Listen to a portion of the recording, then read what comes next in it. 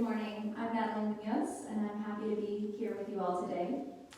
For the last 2 months or so, I knew exactly what I intended to share today, which had to do with an important life-changing conversation I had with a priest approximately 15 years ago. What? Then things started getting weird, and now I've been self-quarantined with my family for the last week or so. During this time, I kept getting a message that I needed to talk about interconnectedness. So yesterday, I altered my talk and finished writing it this morning at about 9:55 a.m. My hope is that I've sufficiently connected these topics in a way that is easy to comprehend. So when I was 22, I had a 5-year-old son, and I was yearning to find some stability in my life. I had questions about God and was ready to be like the other adults that I saw, who went to church each Sunday with their families. So at 22, I went through the RCIA process to convert to Catholicism. There was something about the beliefs and structure within Catholicism that appealed to me at that time. I enthusiastically attended each class, and I embraced it all, including my assigned sponsor, Connie, a feisty, small-statured woman that became my biggest cheerleader at that time. If the RCIA program was assigning grades, I would have received an A++, and I would have been at the top of the class. My enthusiasm for becoming a Catholic was palpable. However, as we neared the Easter Vigil Mass, I knew I was expected to go to confession before I could receive the Eucharist, and this terrified me. The problem was that I was blessed and cursed with an overactive imagination. So images of an old, dark confession booth lingered in my mind, along with imagining the awkward silence as the priest grasped for words while he listened in horror to my list of sins from the past 22 years. Why even share all this stuff, you ask? Well, in my mind, if I was going to do this thing, I'm going all in. The priest was going to hear it all, even the stuff I hadn't said aloud to anyone because the stories were shrouded in so much shame. So the day before I was to receive the Eucharist for the first time, I nervously made my way to church to confess my sins. However, rather than a confession booth, I was led into a small room and given a choice between sitting side by side with a partition in between the priest and I, or we could sit face to face on small, comfortable folding chairs with less than a foot between us. I chose face to face so that he could visibly see that I wasn't a terrible person after he was forced to listen to the train wreck of a life that I felt I had lived up until this point. Once the priest had settled into his chair comfortably, and I felt, he better be sitting down for this, I began to unload. I was overcome with so much emotion that I still haven't quite found the words to describe it. I saved the stories that I felt a tremendous amount of shame for last. I cried a lot. Once I was able to catch my breath, I braced myself for what was to come next. However, instead of dousing me with holy water or preparing for an exorcism, he asked me if I'd ever seen the movie The Natural by Robert Redford. I hadn't, so he proceeded to tell me about his favorite part in the movie. It was when Iris Gaines says, I believe we have 2 lives, the life we learn with and the life we live after that. Then the priest said to me, don't be so hard on yourself. He reminded me of the love and plans God has for me, and instead of doing Hail Marys or Our Fathers as penance like I had anticipated, he told me to go to the park and have some fun for the day with my son. He emphasized the need to really enjoy those small moments. I thought about this moment so many times over the years, and my understanding of what was shared with me that day has evolved over time.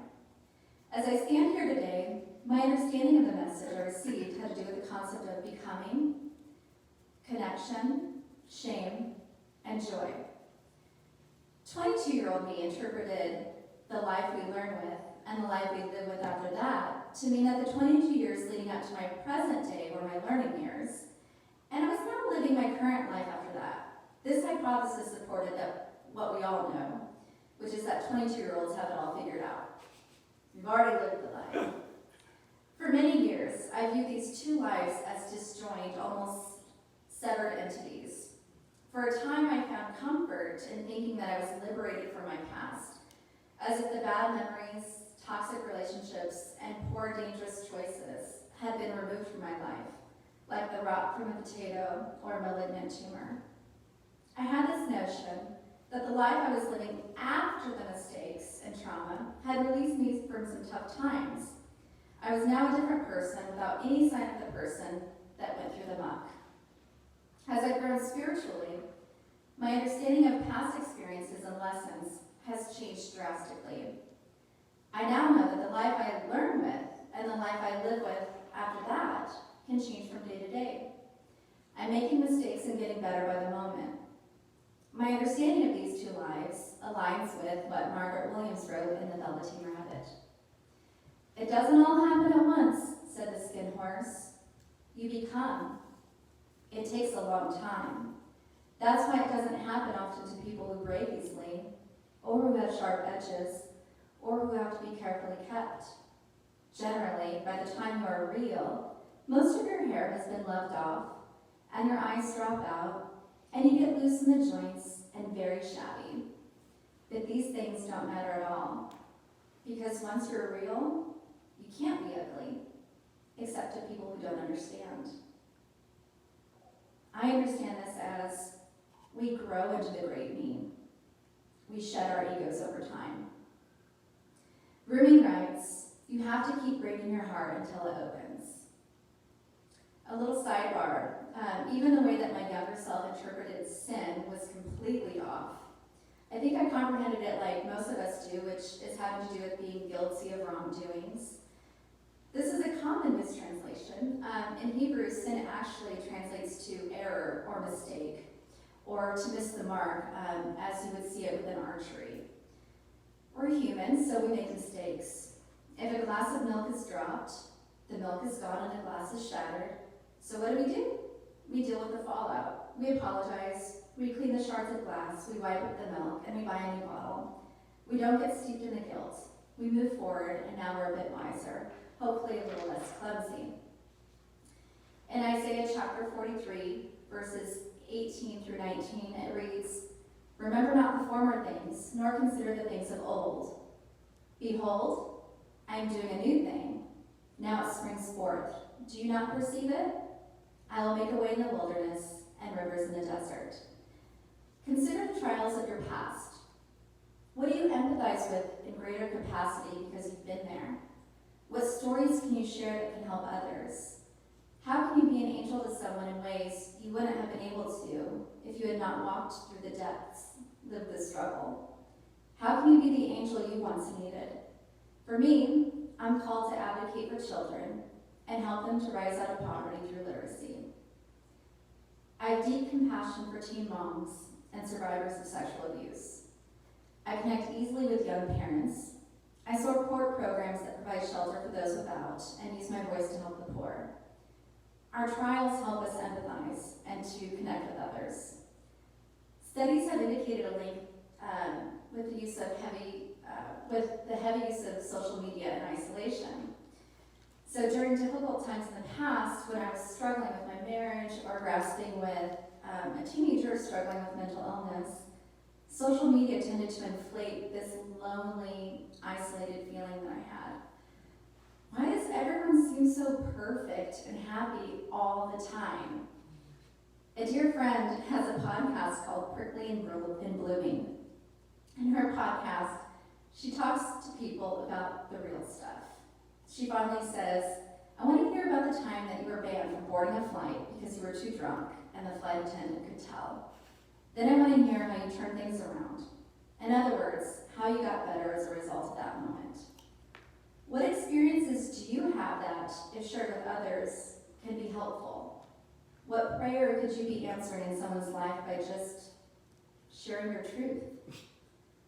Brene Brown believes there's a stark difference between shame and guilt. According to Brene, shame is the intensely painful feeling or experience of believing that we're flawed and therefore unworthy of acceptance and belonging. Shame creates feelings of fear, blame, disconnect. In contrast, Brene believes that guilt is adaptive and helpful. If something's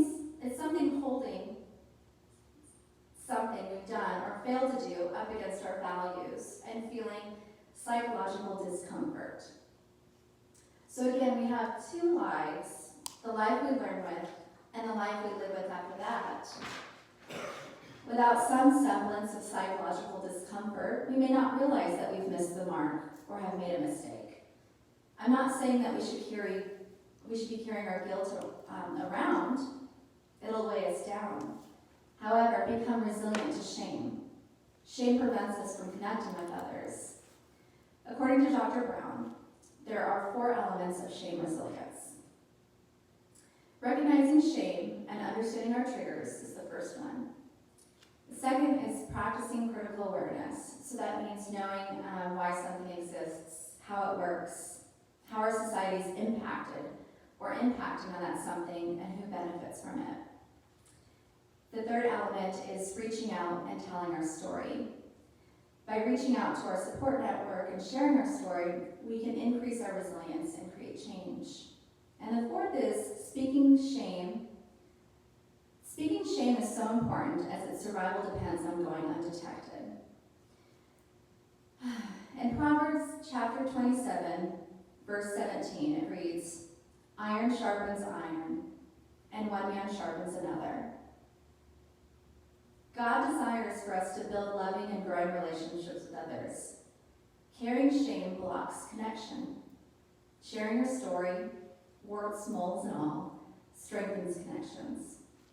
Again, the skin marks in the Velveteen Rabbit reminds us that once you are real, you can't be ugly, except for the people who don't understand.